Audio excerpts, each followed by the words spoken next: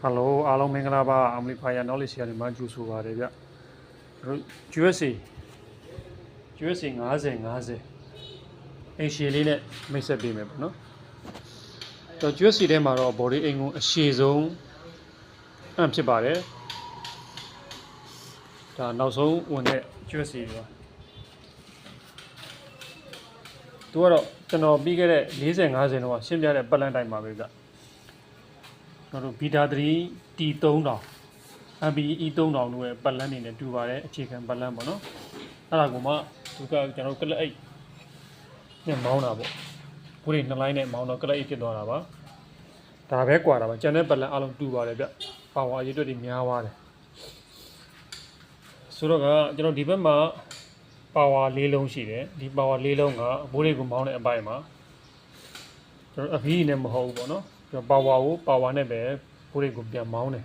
။ကလိတ်တို့မှန်သမျှကျွန်တော်တို့ high ဘိုးတွေကနေ low ဘိုးတွေကိုမောင်းနေလို့အဖီးဒီသို့မဟုတ်ပါဝါလိုအပ်ပါတယ်။ဒီမှာတော့ပါဝါနဲ့မောင်းထားတာပေါ့နော်။ဒီဘက်အပိုင်းတွေကတော့ amplifier ကိုမောင်းထားတာဗျ။အားလုံး12လုံး driver တစ်လုံးနှုတ်လို့ရှိရင် amplifier ကိုမောင်းတဲ့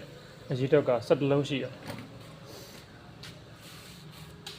ဆိုတော့က power weight နဲ့ main weight နဲ့တော့မမျှဘူးဗျ။ main ကတော့နည်းနည်းလေးသေးတာကိုတွေ့ရတယ်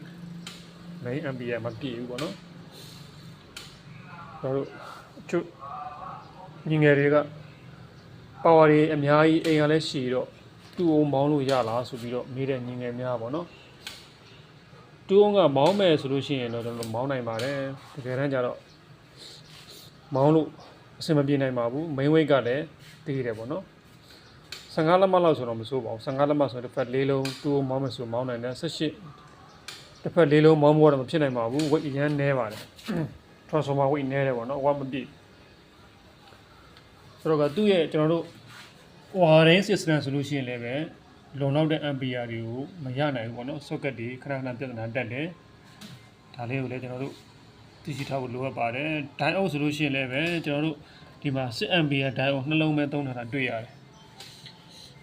အဲ့တော့ကျွန်တော်တို့လုံလောက်တဲ့ ampere တွေမရှိတဲ့အတွက်ကြောင့်မလို့18တစ်ဖက်နှလုံးလောက်သာရမယ်ပေါ့နော်တစ်ဖက်နှလုံးတော့မှ1200 1200ပါပဲဗျ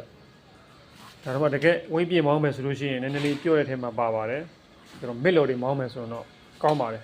ဒီပလန်ကမစ်လော်နည်းနည်းအားတာတယ်ဗျမစ်လော်မောင်းမယ်ဆိုလို့ရှိရင်တော့950တစ်ဖက်နှလုံးမောင်းမယ်ဆိုမောင်းနိုင်ပါတယ်နှလုံးသို့မဟုတ်3လုံးပေါ့၄လုံးဆိုလို့ရှိရင်လည်းများမယ်ဒီ ampere ကနည်းနည်းနည်းတော့ okay ပါအဲ့ဒါလေးတွေကိုကျွန်တော်မိတ်ဆက်ပေးတာပါကျွဲစီအိမ်ရှည်တွေကိုဘာသုံးလို့ရတယ်မိထားညီငယ်များအားလုံးကျေးဇူးပါကြားမြင်တုတ္တအရကြပါစေဗျ